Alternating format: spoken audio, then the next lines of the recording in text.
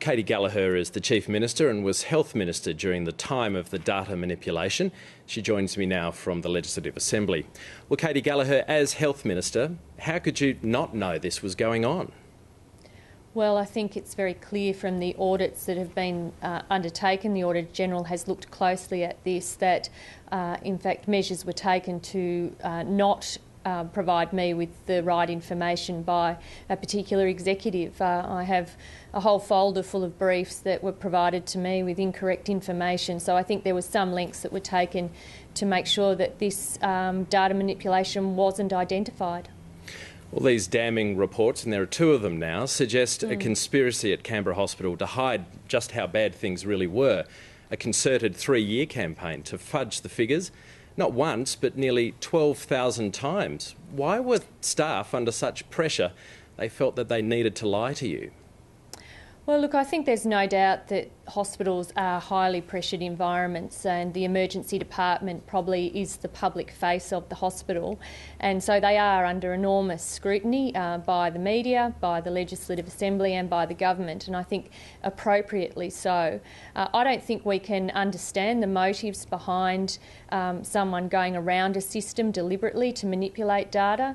I think that in some ways I can't answer that. A decision was taken.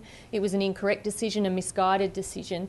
But the focus has been and always will be in the emergency department on patient care. And whilst this is concerning, these reports, and deeply disappointing, the simple fact of patient care was not compromised by this. This is a matter around data and data collection and data reporting that we need to fix.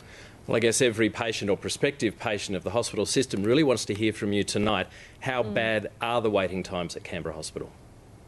Look, it'll take a little bit more time. I mean, these reports have identified the extent of the manipulation, but over the next few weeks we will be updating, and when that data's in, it's not in at the moment, we'll go through those 11,700 reports, and when that work is finished we will be publishing corrections to all our data. But I do want to send the message that this is not about patient care or patient safety. The Canberra Hospital has excellent outcomes for patients presenting to the emergency department, and this is not about patient care. Well, you'll have to admit, though, that this reflects pretty badly on you personally because of your connection to the executive who admitted to being part of this. Will you now commit to sacking that person and any others found to have been involved?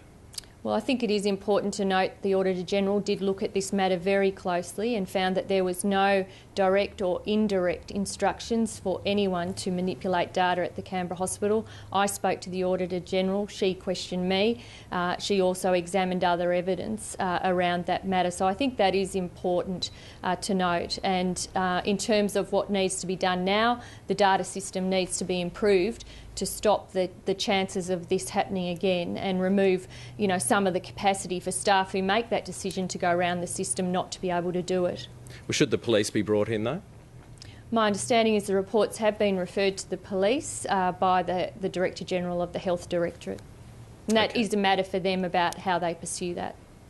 Katy Gallagher, thanks for joining us on a busy afternoon for you. Thanks very much, Craig.